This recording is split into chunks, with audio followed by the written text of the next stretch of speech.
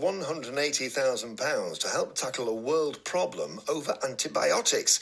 Nature's Laboratory, based in Whitby, have received the money to explore ways a natural antibiotic produced by bees can be used to help meet the worldwide crisis in antibiotic resistance. It sounds fascinating. To find out more, James Fearnley is the founder of Nature's Laboratory and is with us on the programme. James, thanks for coming on the programme this morning. First of all, just explain the problem that we have then with antibiotics.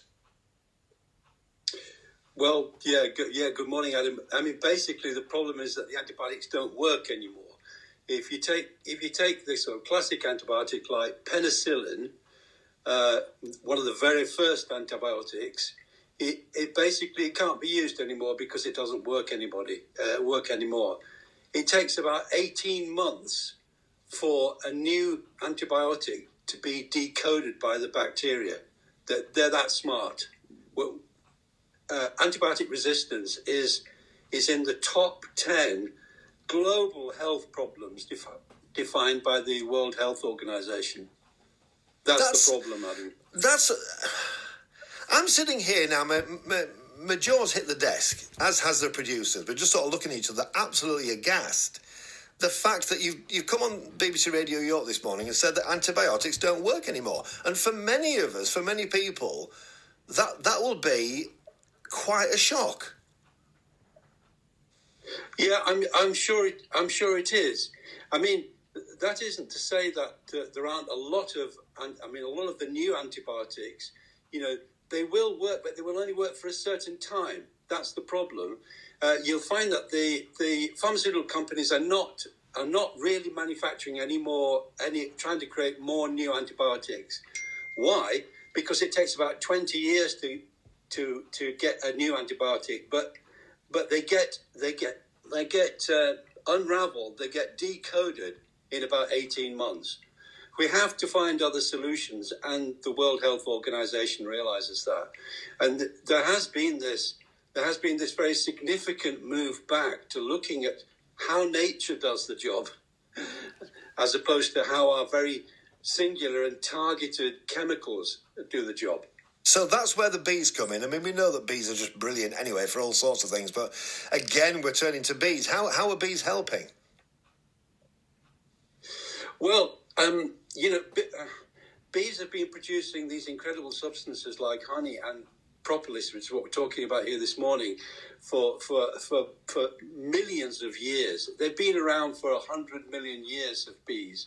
But propolis has been used as a medicine since Egyptian times. And we've known that propolis has antibiotic properties for at least 100 years, since the beginning of modern science. But it doesn't work in the same way as a pharmaceutical. It's not a destroyer. It doesn't go in to kill the bacteria. What it does, it disables the bacteria. It stops it from growing. It stops it from multiplying, and it stops the bacteria from getting together to form the most dangerous form of bacteria, which is things like MRSA, which is biofilm. It's bacteria that get together and get organized, and they want to take over, and that's where the real beauty and benefit of these natural products lies, in our ability to stop bacteria becoming that kind of really dangerous substance. So how do you get the propolis then? How do you get hold of it? Well, propolis is basically it's resin that the bees collect from trees and plants. They take it back to the hive, they mix it with wax, they transform the chemicals in it, and they use it to seal up the hive against infection. So if for instance, a mouse gets into a hive to try and steal the honey, the bees will kill it, but they can't get rid of it. So what they do is they seal it in propolis. And you could go back to that mouse in a hive 20 years later and it'd be perfectly preserved. It was the basis of mummification.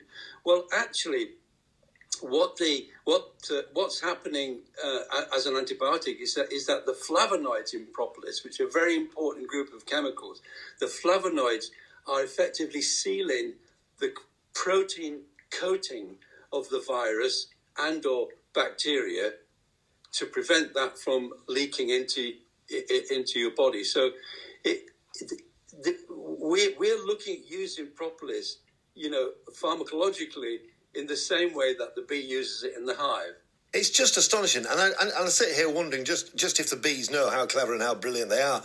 The money I mentioned at the start of all this, James, the £180,000 you've received as a company, what is that money going to be used for? How is it going to help? Okay, well, it's a 2-year project. We're working with the University of Bradford, who we've worked with for 15 years.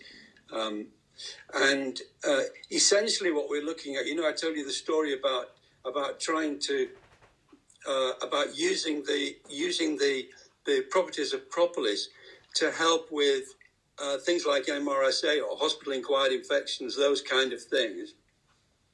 And what we need to do is explore ways in which we can make these particular chemicals in propolis available to the MRSA. So we're looking at ways in which we can combine, very high-level pharmacological skills in terms of how we get the propolis to the place where it can do the most good.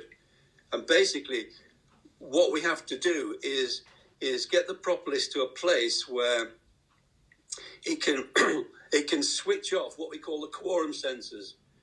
Bacteria are fine in your body when they're not organized, but when they get together in things like MRSA, they're very dangerous. So, but there's something called a quorum sensor, and what propolis can do, it can switch that quorum sensor off, and it can say there's no need to get together, so we can stop it before it really begins.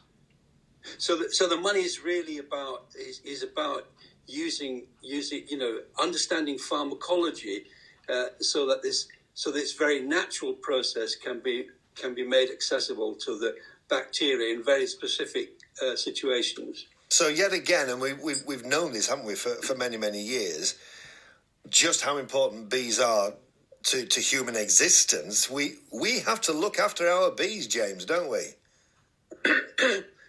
We do, Adam, and I think I think for long enough we've seen the honeybee as a commodity. It's become a kind of commodity ever since we started putting honeybees in square hives. They don't live in square hives. They live in tree trunks and wild places in nature. But we have to look at our ecology and look at the honeybee in a much more compassionate way, I think, in a way which allows us to kind of work with the benefits of nature and specifically the honeybee, rather than try and squeeze every last drop of its resources out of it.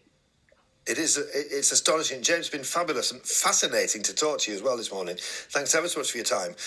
James Fearnley, who's the founder of Nature's Laboratory. So let's look after our bees.